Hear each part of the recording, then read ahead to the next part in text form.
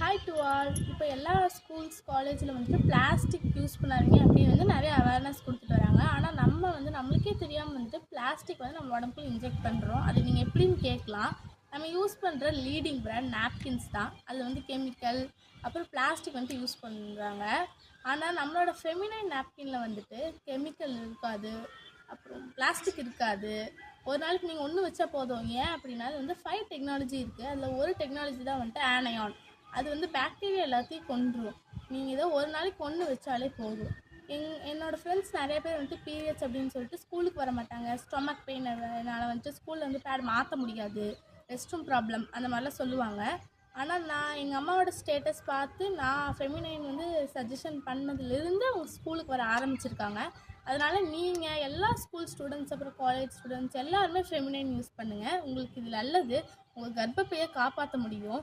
மாதவிடாய் தீட்டல்ல மங்களம். Happy day.